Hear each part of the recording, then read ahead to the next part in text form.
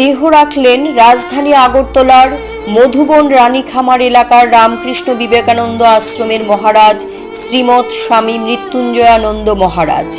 বুধবার সকালে তিনি রাজধানী আগরতলার আইজিএম হাসপাতালে শেষ নিঃশ্বাস ত্যাগ করেন বলে আশ্রমের তরফে জানানো হয়েছে।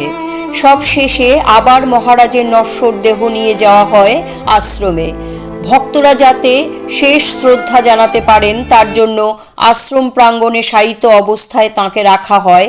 মহারাজ আর নেই এই খবর ছড়িয়ে পড়ার পর বিভিন্ন জায়গা থেকে ভক্তরা আসতে থাকেন এবং ফুল দিয়ে শেষ শ্রদ্ধা জ্ঞাপন করেন। দেহ রাখার সময় তার বয়স হয়েছিল 90 বছর বলে জানা গিয়েছে।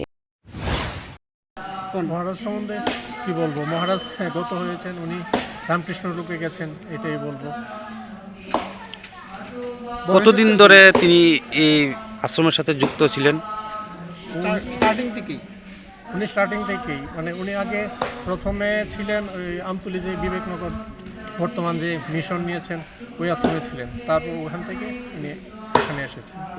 কত বছর যাবত আছেন উনি?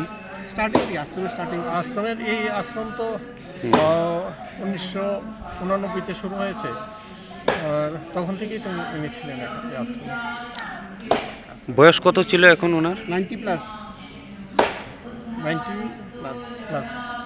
আচ্ছা আচ্ছা, তো মানে ওনার দেহ কি আশ্রমেই সৎকার করা হবে?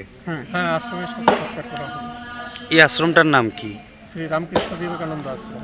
কোন জায়গায় এই আশ্রমটা? এটা রানীর খামার, রামকৃষ্ণপুর।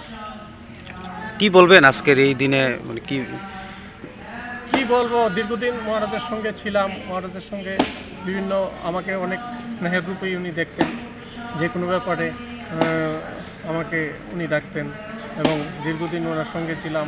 এবং আজকে সবচেয়ে বিষাদের দিন আমাদের, আজকে মহারাজ আমাদের ছেড়ে চলে গেছেন, এটাই আর কি। আশ্রমের বিরাট ক্ষতি, একটা আশ্রমের তো বিরাট ক্ষতি। Siri TV, channel for news and entertainment.